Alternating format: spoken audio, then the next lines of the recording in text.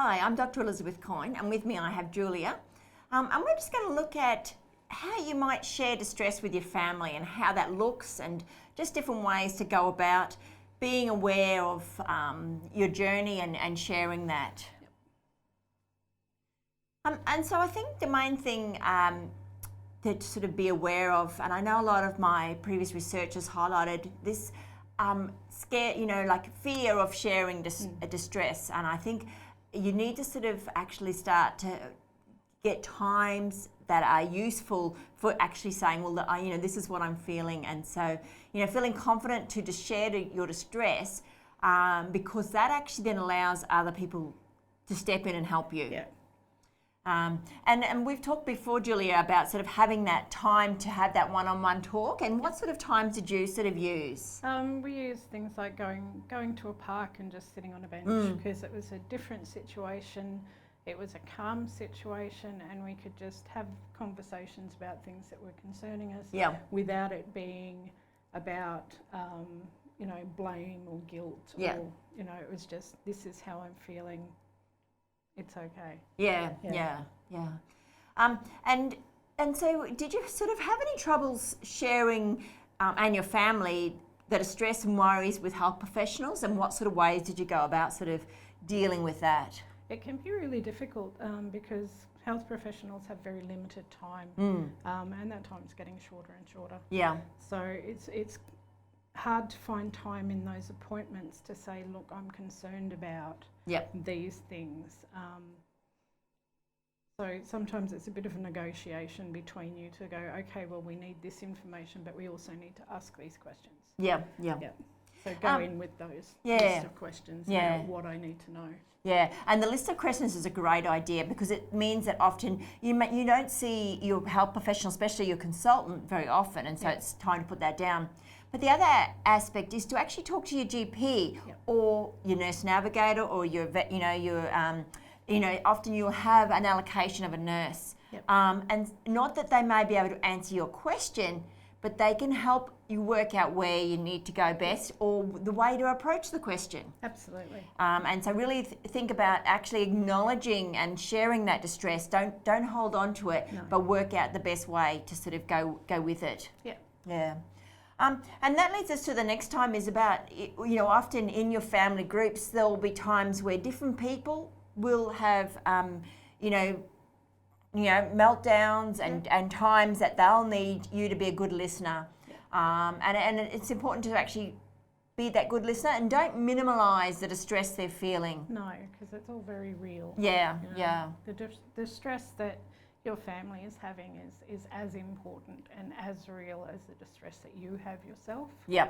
And I think that's an important fact to remember, that whether you're the family member and it's other family members, that you don't know what they're feeling, and so it's really important that it may bring up other memories, past friends, family, and so it's important to just acknowledge that distress, and then work through and help them find the best avenue. And it's not that you can fix it, but you may be able to head them in the right direction for them to then work through it. You can try and give them some of the tools that you've used to get through it, like journaling and things. And remembering always that those helplines are there as well, and that it may seem like, or they should know, but when you're feeling overwhelmed, you don't know. That's why you've come. And so if someone sort of comes to you, it's important that you do really say, have you thought about ringing a helpline? Have you talked to your GP? Because distress left unmanaged, is never a good outcome, and so it's really important to sort of work through that and just listen to them, acknowledge, and then sort of offer some different ways. And I think one of the key things, and my research has really identified that communication within the family, if that is working well, then they'll actually get better outcomes overall. And I think one of the things is to identify how the roles change after the diagnosis of cancer. For me and for my family, my husband had to take over looking after the children, working full time, and looking after me, and for him that was very difficult. And it was difficult for me as well because all of my Yep. role as mother and homemaker Yeah. had suddenly been taken away Change, from yeah, me. yeah. And it also affected my youngest son. He's sort of took on a role of carer after I'd had surgery, and he would phone me daily to Yeah, yeah. on his way home from school to see if I was okay and where I was. And Yeah. yeah, And I think it's important to not sort of change their role, but no, acknowledge if that's the role that they feel comfortable in. Yep. And I know a lot of my research, they've talked about sort of how, sometimes if someone's really anxious, they would rather be at the appointments Yes. than waiting at home. And so, let that happen. Don't sort of say, well, you can't go, you make everyone else anxious, but actually working through that and helping them sort of to work through that. and giving them a job to do. Yeah, If there's definitely. something really good at, if there's something they're really good at, like taking notes or, writing Working down through lists of Google. questions, Googling things, Yeah, yeah. finding support groups, that kind of thing, Yep. then, give them a job. Yep, that's perfect, yeah. Yeah. And I think the key to that is that open communication of Yes. just being aware of different people's sort of how they communicate. And not getting stuck on visual cues. Julie and I talked about this earlier about sort of sometimes your face may be saying, I'm tired, I'm angry, I'm hurt, Yeah. but that's not actually the way you're feeling. And so, especially with a patient with brain cancer, their face may not be the perfect cue for what they're actually feeling. If you've had, like I had a bit of a stroke during my surgery, so I've got a bit of facial droop and I've got a bit of a resting pain face. Yeah. So it can be hard for my husband Yeah. and my family to sort of Work out where you are. Work out where I'm at without me sort of speaking to them and saying, no, I'm okay. Yeah, yeah. So just be aware the visual cues don't always make sense in the trajectory you're sort of going through. And I think it's really important to use the word I. Yes. I'm feeling this way. When this happens, I feel this way. I'm upset. I don't want, to upset you. Rather than saying, you make me upset, or you always seem angry. Yeah. So yeah. Yeah, not blaming each Yeah. other. Yeah. Taking responsibility and saying, this is how I'm feeling. That's right. Yeah. It's not your fault. It's just. It's me, yeah. I'm having a sad day today, and actually bringing it out there openly, so that the other person knows. Oh, okay, it's okay to have a sad day, and as long as other people are aware of it, when they don't sort of need to try and fix it. Yeah. It's okay. I'm having a sad day. Yeah. I'll be okay tomorrow. I Yeah. may be okay this afternoon, but right now, not so much. Yeah. Yeah.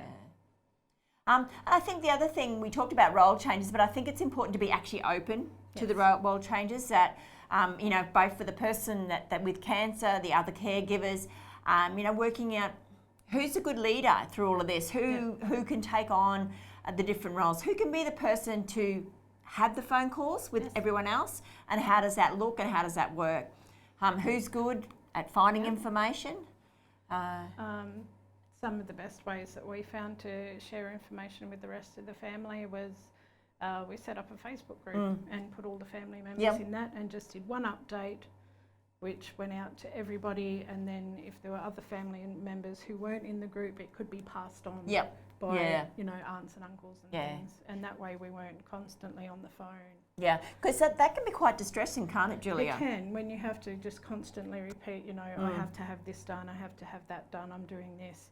It becomes burdensome. It's really hard to deal with because it's constantly in your face. Yeah, and it doesn't allow you that time out. Yeah. And it's okay to not answer the phone as well. To sort of have those times where this is our time just to sit. We still do it. My phone goes off at 9 o'clock and it doesn't go back on until 8 o'clock in the morning. Yeah, and I think that's important. And that leads us to our last point, which is about time to reflect on the changes in communication. Because Absolutely. it's important to sort of, and I suppose that goes with that aspect of journaling, writing, to see where you've come from and how you're going now, and whether it's sort of something you do every couple of days, every week, every month, but just sort of have a say, well, actually, how are we going? How's this week going? How's this month going? And what are we up to? And this is how I was last month. This is how I am this month. I'm sort of, there's some improvement there. or you Or know, not. it's or not, and it's okay that, you know, Yeah. okay, well, this is something that we need to work on Yeah. together, and this is something that we've done well. It helps to identify those Yeah, pain points. that's right. Yeah, and then, you know, it's not. This is about life, really, not just about sort of, you know, the trajectory of cancer, but this is actually sort of good skills. The day to day. Yeah, yeah. And so this is sort of the pulling of words from another set of transcripts, which were from rural and remote people with cancer. And I thought it was interesting to look at the sort of the time, live, honesty, you know, the different ways that their words have come across. And do you think it makes a difference where you live, your attitude? I think it does. I think if you're in a rural or remote area, you sort of just have to get on with life Yeah. and living and getting the things done. Whereas if you're a more metro person, your resources are more available. Yep. You know, they're closer. You can go and see psychologists and Yeah.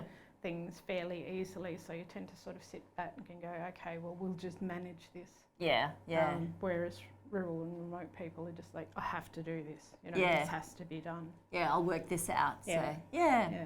And so it's good to actually reflect on that, on where you live and how you see life, and be aware that it is different for everyone, and that's okay. And it's just about working through that and being open with that communication. Absolutely. And, finding the best way forward, and that gratitude in every day and every week of looking for something different. Yeah. Looking for something nice. Yeah. Yeah. Thank you.